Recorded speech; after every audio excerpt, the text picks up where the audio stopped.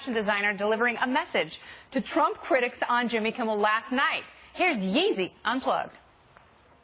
Just as a musician, African-American, guy out in Hollywood, all these different things, you know, everyone around me tried to pick my candidate for me. And then told me every time I said I like Trump that I couldn't say it out loud or my career would be over. I'd get kicked out the black community. Liberals can't bully me. News can't bully me. The hip-hop community, they can't bully me. We're always, you know, pushing out so much hate, and love can cure so much. And when I see people just even like go at the president, it's like, why not try love?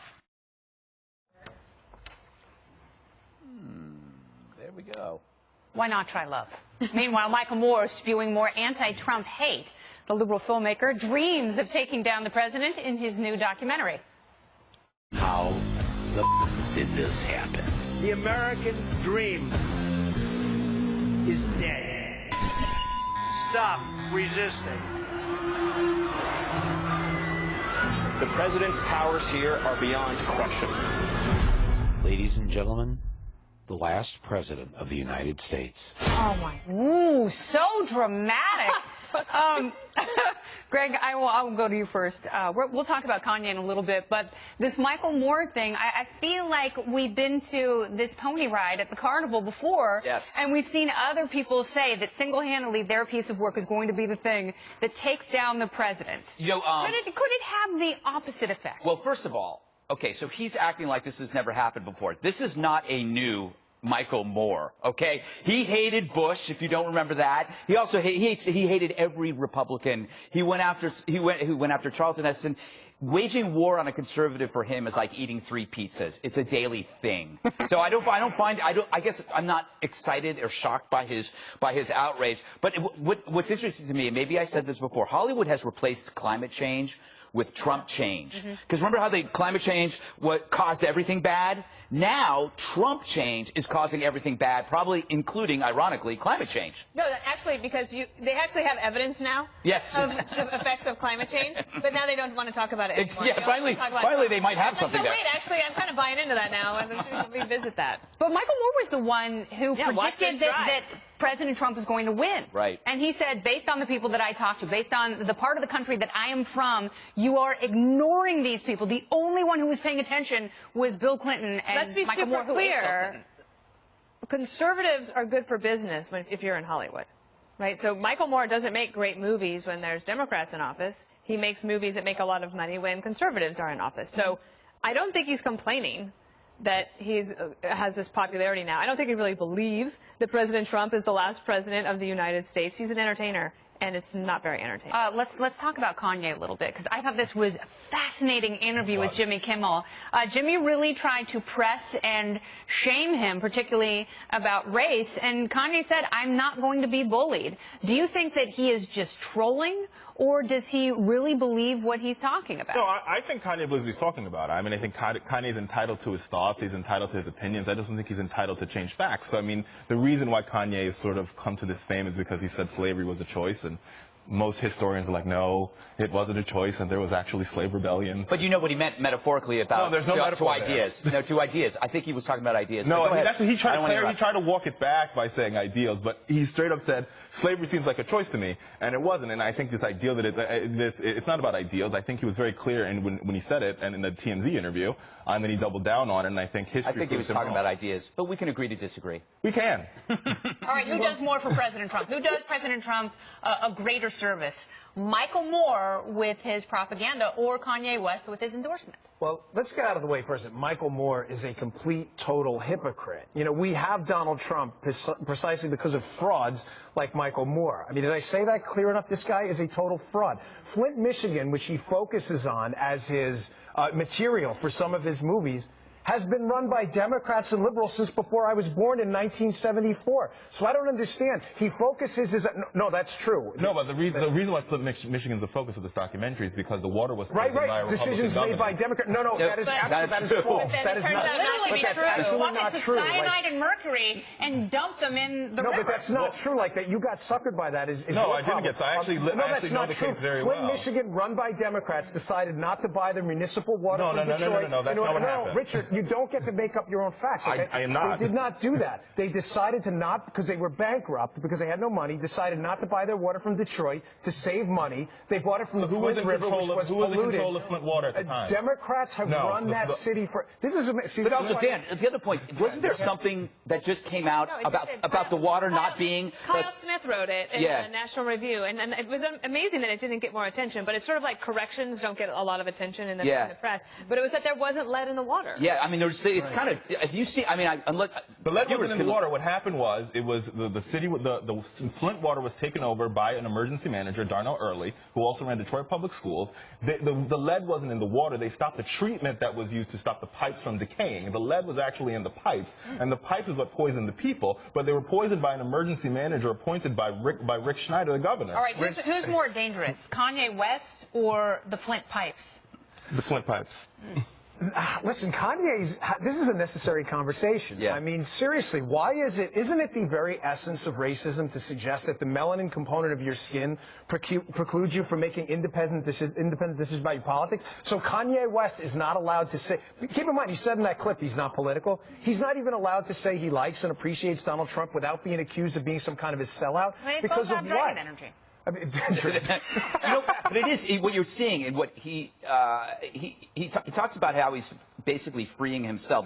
He's untethered to other people's assumptions about him, and it is. We have to admit, it is a spectacle because he is probably the world's biggest pop star. I mean, imagine in the 1950s if Elvis declared himself a communist. Right. This is kind of what's happening. It's like he's coming out as a capitalist. Katy Perry hasn't had 8 #1 albums, a debut at #1 in a row like Kanye West. I mean, he really is a cultural force, and that's what makes it so interesting because he has an irrefutable argument. You know, and the argument is, don't tell me how to vote, don't tell me how to think.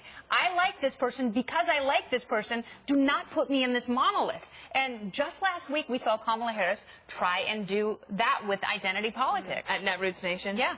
Yeah, I have a little note, post-it note. It says intellectual independence. And I have it on my computer. I've had it there for years because... How do you fit that on a post-it note? Intellectual independence. You have to write really small. What are you talking about? Well, it's intellectual independence. I would not be able to get that on a post-it. I'm sorry. It's not right now. I have to write big. I interrupted. But it is. It's one of the best things about living in a free country. Yes. That you get to make these decisions and you get to say things that you want, and there aren't consequences for it, except for perhaps peer pressure or criticisms or whatever it might be. But he's happy to take them. Does Michael Moore still have enough gas left in his bag in order to fuel another meteoric documentary? I don't know. We'll have to see how the movie sales do. I actually think Fahrenheit 9/11, and by the way, the title for this film, very lazy. You know, all he's doing is Fahrenheit 11/9. Yeah. Seriously. Oh, that's so dumb. Who was the PR person on Listen, here's the thing. Michael Moore gives fuel. I mean, he empowers Democrats. He gives fuel to Republicans, just like Sarah Palin empowers Republicans and gives fuel to Democrats. It's the same. I like the title. That was pretty clever. He flipped it. I didn't know that. I just figured that out. I'm a little slow today. Fahrenheit 9/11 made over $200 million at the box office. Now it's Fahrenheit 11/9, which is the date of the day after. Yes. And you know, it's the first day of the last presidency ever. Very sad. Can I just one point on Kanye? Yes, we were in the green room and we were talking about how on Twitter people. They do memes. They're constantly imitating each other. So somebody does this thing and then everybody does this. Everybody tends to just do the same thing with memes and with catchphrases. This is what happens when you don't do it, right? The mob turns on you. This is an interesting example of what happens to people, which is, when we talk about Christ, when somebody steps away from the crowd, the mob turns on him. And I think that's part of this story that's often overlooked. You know what's really interesting, though, and Greg brings up a good point. We see the same kind of revolt in the Me Too movement. If you have someone who comes forward and questions the intentions of the mob and not necessarily an accuser or someone who is accused, they're really cannibalized. I mean, there has to be this cultural purity when it comes to these divisive issues. Or if you are asked to get on board defending somebody against an accusation and you don't do it, and there's a mob that happens that way too. Yes, absolutely. I think you're right, Greg. I think that there is a mob mentality, and I think it exists on both sides of the aisle. Think of somebody like John McCain, who got, like, because he disagreed with the president released a statement, people were like, oh, he's not a Republican anymore, he's a rhino, and you're like, John McCain's not a rhino? No. But that's the argument you hear from Trump people who are like, oh, he's a rhino because he disagreed with the president. No, it's a flaw among all everybody. people. It's really interesting, though, because, you know, we do see sort of a backlash, and I think they're most effective when they're at least humorous. There was a group in Los Angeles called The Faction, and they took dozens of vinyl squares that are essentially flooring vinyl with Donald Trump's star in the middle and glued them to the sidewalk as a way of saying, if you take his star away, 30 more will pop up the next day. And it was a very humorous piece of performance art. I love it. You know. Yeah, I love that story. But, you know, on Kanye, I don't understand, like, what is the hold the Democrat Party has over the black community where a successful young male black entrepreneur, there's no questioning that. No reasonable person would question that he has managed to make a lot of money and he's very successful to a lot of people, that he didn't even say anything offensive. I mean, he said, I'm not really political. I just like Trump and I'll say it. And I've been, you know, someone told me I'd be thrown out of the black community. I mean, is that even reasonable to a rational person? This is absurd. This is way past time for the conversation. And Trump's approval's up, too, in the black community. Yeah, the one thing about when you brought up the stickers, I think it's a clarifying moment in the sense that you're seeing a shift. It's now kind of the non-liberals who are actually having fun and being clever. This is a very merry prankster move with these artists, and it was a conservative artist, which is like mind-blowing. But I mean, it's like you think about Andrew Breitbart, his inspiration, and old Red Eye and podcasters, and we're going to talk about Ben Shapiro later. But it's like that's what's happening. You're seeing a move, which I think is